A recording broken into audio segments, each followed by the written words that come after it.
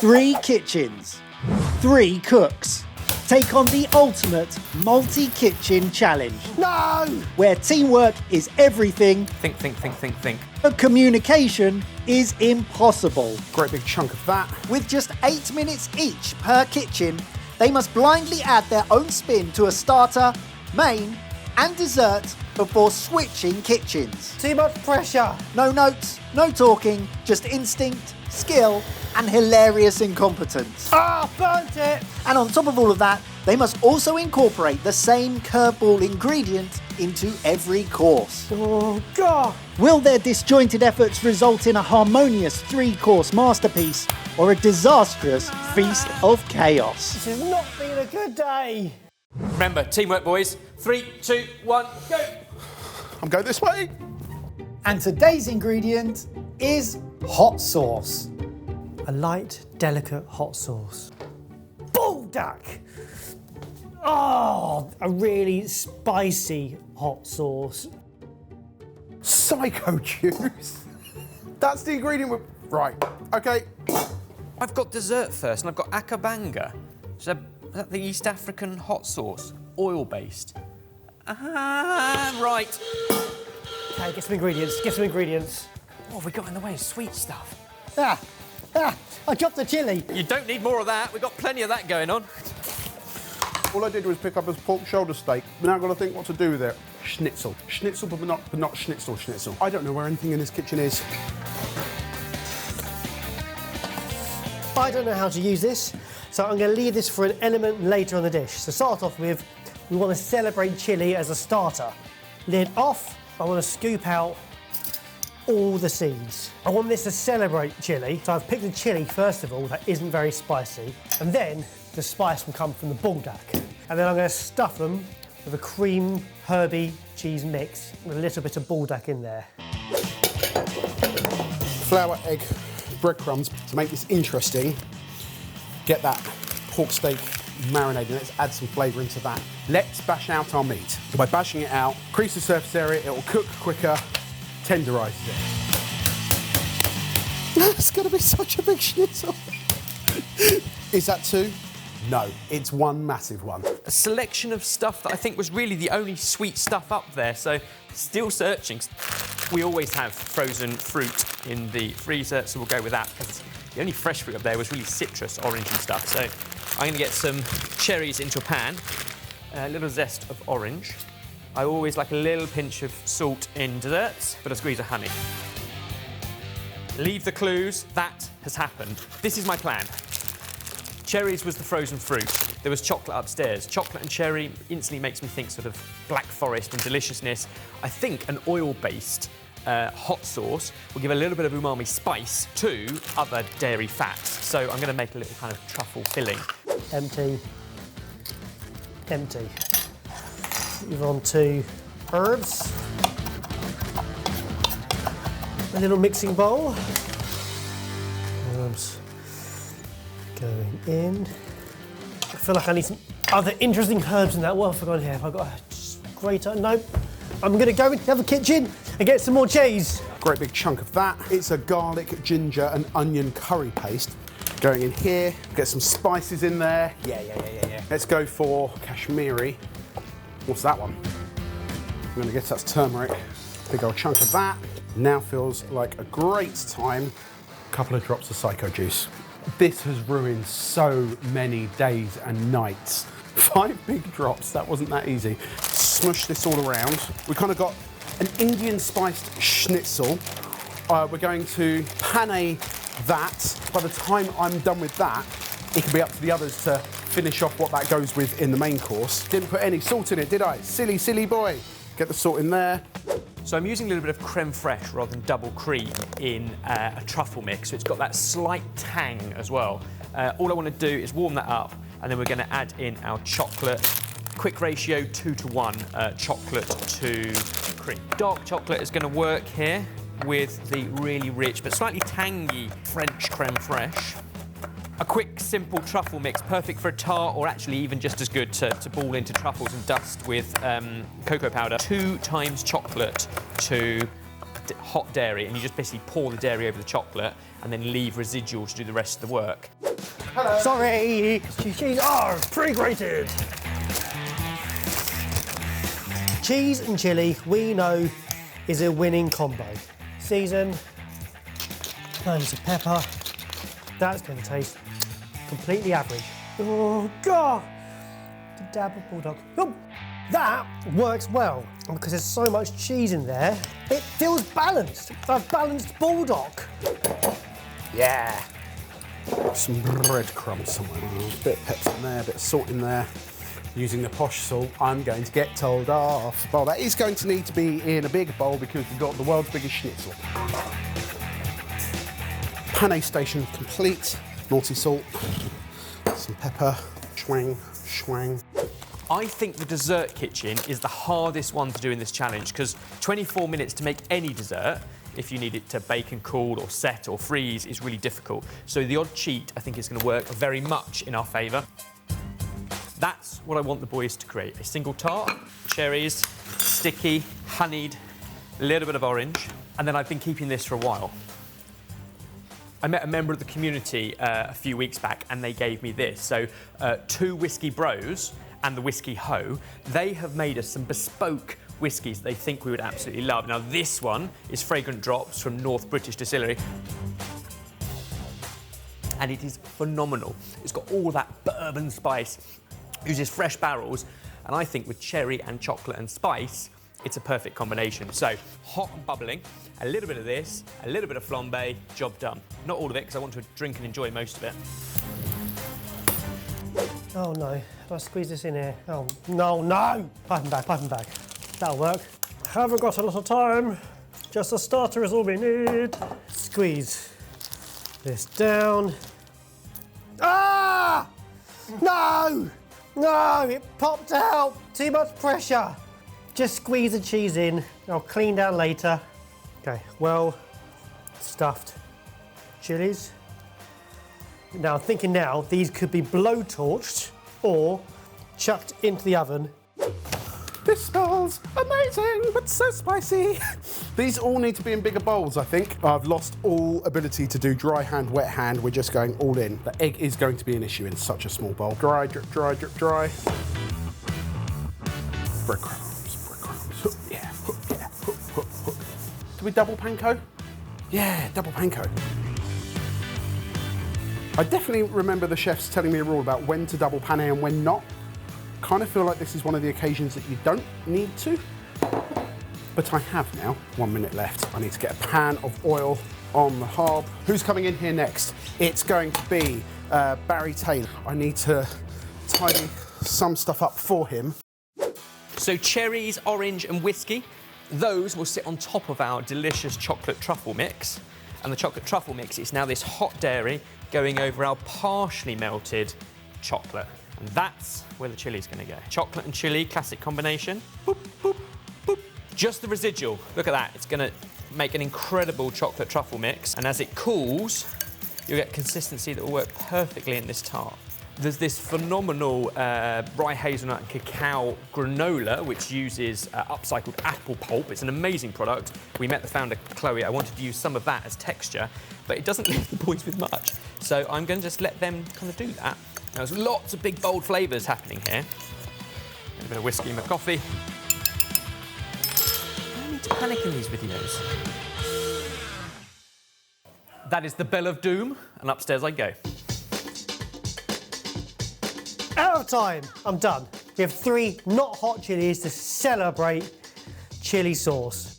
I think I've got us off to a great start. I have used the hot sauce, but I can guarantee it's going to get used again. This is going to be super spicy.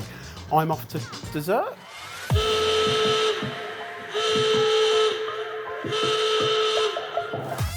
Oh, it's nice and clean and tidy. That means he's either been on top of it or done very little. What have we got? What have we got? It's a spicy penne. Here we go. Into my least favourite kitchen, the dessert kitchen. What have we got? It's with nothing, okay? It needs something. It needs something. We have a breaded, spicy something. I'm just going to do a quick mash then with it as well. So I've got potato, going to slice up and get into the microwave. I'll add some flavourings to the mash or Ben can. Frozen cherries, that have been heated up that looks more like it's now got like a jammy, cooly consistency. Is that the hot sauce? That's the hot sauce. That's the hot sauce. That's... Oh, I remember that one. That is a hot sauce. We've got all of these. That's far too much to go in one. So what if we made a stack? Let's make a stack. Let's taste this. That is really nice. A little bit of port. We'll reduce that right down. So we've got a really lovely chocolate spicy bit. We've got some crunch, which is great. I think I'm gonna whip some cream as well. Stuffed chilies. If that's butter, I don't understand how he now intends to cook a chili without the butter melting. It's cheesy, it's spicy, it's actually really lovely, but you don't want to crunch the raw chili. And if I now roast these off in an oven or in a pan, quickly saute, the butter's just gonna go everywhere. He hasn't thought this through. It's a lovely flavour combination, I just don't think it's gonna work. He's already used parsley, we use that. I do not understand how we can cook the chili without melting the butter inside. Kale or cavolo nero, cabbage family. He's gonna really hate me because he spent so long stuffing a chili. I'm gonna put 1 into a really hot oven, 2 into a really hot oven. Changing my mind as we go along here. So let's just see what happens. A little sprinkle of salt. Spring onion will cook nice and quick. That can go into the pan first. Because it will cook quick, I'm going to go in with the courgette at the same time. Normally I'd give onion a head start, but not for this. Pinch of salt, black pepper. I'm going to go and see if I can find some garlic. And a lemon, maybe. Cream in there with some orange zest. Don't put the juice in. If you put the juice in, it won't whip up properly. Whiskey. I hope Barry's getting on well with the schnitzel. I've done everything that I needed to do to give him the perfect head start. He just needs to go through with it. And then add to it the sides, the vegetables, that kind of thing. Maybe a starch, rice, chips. Could go in a couple of different directions. Needed it. But such a mess. That's bubbling away. We're gonna make a stack. Yes. That cream is whipped. Turn you right up. Get that reduced.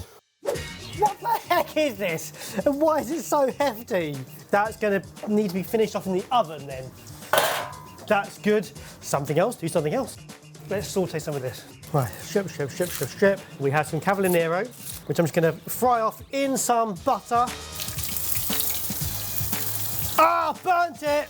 That is not good. Scrape. The bread is now cooked. That needs to go into the oven to cook through.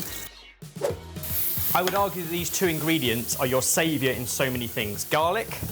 Barry loves garlic. He always puts too much in, and that rawness can be a bit much. But if you give it enough time to soften down, it provides such a great all-round flavour in cuisines all around the world.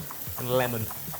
More than just acid, it's a flavourful, fragrant acid. Barry spent his entire time stuffing chilies, which is why I'm going to do this. Because this is where the hot sauce is, but as soon as it gets hot, the filling is going to melt. So I don't think the roasted stuffed chili is going to work. However, whack it in this pan, and we're onto something. And so that he doesn't cry, we have 2 roasting off in the oven, which I don't think will work, but if they do, we've got something to put on top of whatever this becomes. Kale can go in, or the cavolo nero, and I've got some big prawns, which I think would be nice just to coat as well. What we now have is a delicious filling that will go into a roasted pepper. So, knowing Jamie is next, let's make sure he's got everything he needs to really make this work. Lots of seasoning and spice to that, really fresh and delicious. Swig of whiskey coffee. We now have a basis of a nice warm salad to start, and I hope a roast chilli. See? What was he thinking? What's funnier? Yeah, no, we're going to stack them. Right, that is nicely reduced down. Oh, he's using a metal spoon in a non-stick pan. I'm sorry, it was what was here. Beautiful. 3, it's dripped. It's fine. 2 minutes. 2 minutes left. Lovely. But if you didn't tell me there was hot sauce in it, I wouldn't be able to know that there was hot sauce in it. Couple of drops. Orange and akabanga. Oh. Oh, he's done a good job. that is all you could ask for me in the dessert part of this challenge. I think it's going to be great. Let's see what Barry makes of it. Lemon, job done. Okay, it's me done. I'll take my whiskey coffee. On to the next. Not my finest 10 minutes. Pork's raw, potatoes were hard, bechamel sauce good to go. Dessert!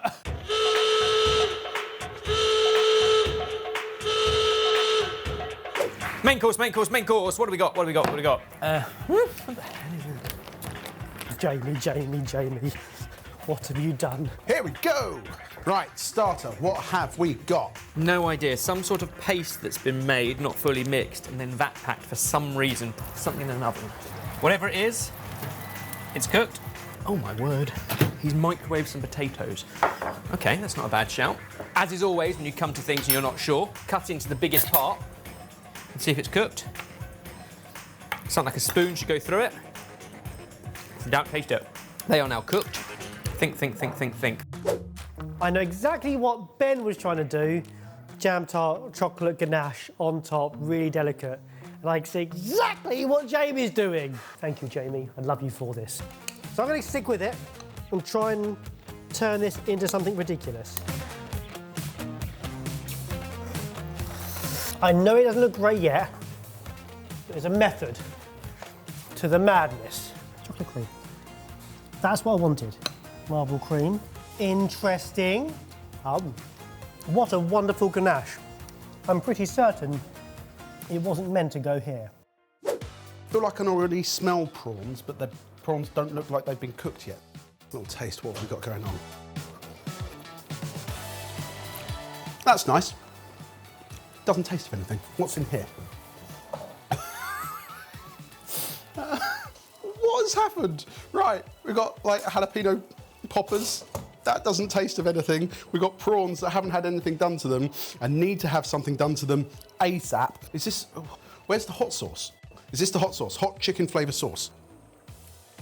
How hot are we talking? Oh, we're talking quite hot, actually. Yes, quite hot. What can we put in there to make it taste of something? There's nothing in this kitchen. I'm going to have to go to somewhere else to get something. I need flavour. Spicy hot pot soup base. That could work. Bit of kimchi. Get some flavour into it. Let's do some lemon prawns. Let's get you working. Oil, lemon juice. Oh, this might have been a mistake because I didn't put any liquid in there. We'll do a big vegetable gratin thing with the potatoes. Lashings of this sauce over the top, which I hope in that hot oven in just the remaining 6 or so minutes will gratinate, and then we'll cut in and work out what on earth that breaded thing is. Just get a generous grating of that over so that it will hopefully gratinate in the time, and we'll serve that alongside what looks like it could be a schnitzel. There is enough spice and flavour going on everywhere, so I do not want to do anything to this other than rip it in half so we still have quite long strands.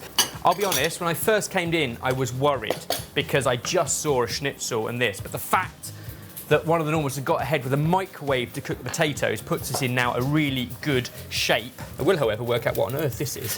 Oh no, that is not the flavour I was thinking it was going to be. That's not where the potatoes and kale were taking me. Toasted sesame. This was a Jamie decision. Why on earth would you do that? We have an obsession with paneing stuff. Only pane the right stuff. This looks like it might have been a shoulder of pork, not the right thing to pane. However, has got pretty delicious marbling of fat through it and now some crispy edges, but the crispy edges aren't really holding. The idea was there, the execution less so. This is now piping hot through, bubbling deliciously. I just want a little bit more gratination.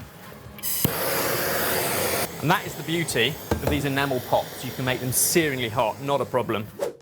Oil is going, lemon juice is in there, a bit of pepper on them as well. I think we've got a little bit of everything, maybe a little bit of lemongrass. You know, guys, what's this? A little bit of lemongrass. Okay, now we're cooking. Now we're cooking. Prawns in. They had quite a lot of water in them. Oh no, I've got a plan. Is it a good plan? No idea. Can I execute the plan in the time I've got left? Who knows? We'll find out together. Oh, I might need to cool that down. There's still no colour on these prawns. Whilst I think about that, how are we going to cool it down? Is there some yoghurt somewhere? Yoghurt? Yeah. Vanilla, yoghurt. Right. A minute and a half left. Chard and or beetroot leaves, a mixture here. Flecks of colour eaten as salad, because I picked the really young ones. This isn't a salad plate, but it means you can eat them raw. So what I'm going to do is take the flecks of the stalks, because that will just give it a little bit of colour across the plate. It's an odd choice, I'll be honest, to have gone kale and potatoes with this kind of deliciously spiced Southeast Asian marinade, but we're making it work. No! That's twice! My piping bag just pops! I hate piping bags. This has not been a good day. If in doubt, chef it out.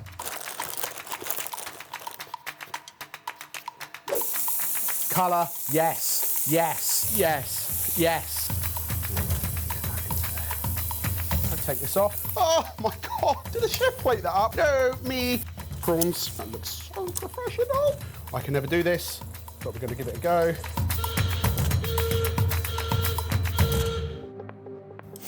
Okay, I mean, I think I've got something that looks half decent. It now has a ton of flavour. Is it good flavour? We're about to find out. Even after what I came into the kitchen to, after Jamie, I wasn't expecting to make that.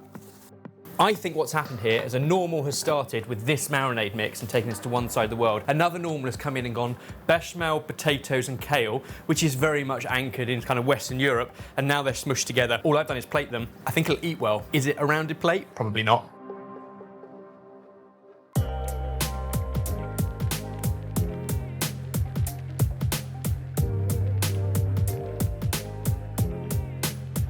We all really look quite chuffed with ourselves. Do you want to see what I think we got for starter? Yeah. Ooh. Lemon prawns. Yes. Lentils with a yoghurt and corn accompaniment. Well done. It looks good, right? It looks like I had a plan. Good consistency on the lentils. A perfectly cooked prawn. In a hot sauce challenge, you can definitely taste the hot sauce, but it's not overpowering. It's there with everything else, the herbs, the lemon. I started by stuffing 3 chilies with a creamy, cheesy filling. The idea being, the chilies that were up there weren't very spicy. I want something to celebrate the baldock filling. Which I liked. The problem was, as soon as you've got a chilli filled with something that melts, you can't roast it. The chilli was raw. So I chopped it up and made a lentil dish with a whole bunch of veggies.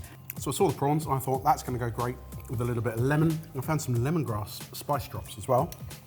The lentils, I found a hot soup base and I just put that in and stirred that into it.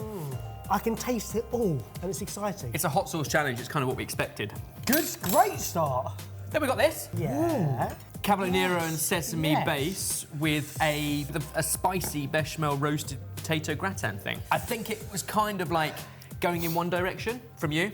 Yeah. And then I think going very much like kale, potatoes and bechamel from Western Europe from you. So it was a pork shoulder steak, which I marinated in a garlic, ginger, onion paste, and then double panade. Biggest, heaviest, wettest panade thing I've ever seen in my life. Not the best cut ever to panade, because you end up with a soggy base as the meat cooks. I did burn the base and then cut a hole out of the bottom of the pork. I think actually the spice is out of balance with the other fragrance of the garlic and the ginger. But it's a hot sauce challenge, so hey, I would expect a little bit of sweat. Probably. I know exactly what you did, and I know exactly what you did. I don't know what I did. What is that? Oh, that is not what I was thinking it was going to look like. Wow. I have a funny feeling that's going to eat really well, whatever it is. It's a plate to share of deliciousness. All the flavour that's there is because of this man here, I think. Cheers. I crumb-coated a tart case, which I've never done before, with cream. Never do it again, please. And then it was all about finesse. And I finessed everywhere. You absolutely finessed all over it. Yeah, the piping bag was not my friend today. Trouble is, it eats really well and I keep wanting to go back for more. Yeah, it is and I delicious. think the right level of spice, there is warming and tingling, You're left with it, but it's aren't not overpowering. You still get richness of all the other things. I think that's what you want from a dessert which has got chilli in it. You want the warmth of it. You don't want to be... With the port and the whiskey, the orange and the cherry and the chocolate, it almost feels Christmassy. It's absolutely delicious. Great. I think that was pretty strong, and that was pretty strong, and that also happened. Well, you saw the whole thing. How do you think we got on? Plus, what should the next mystery ingredient be?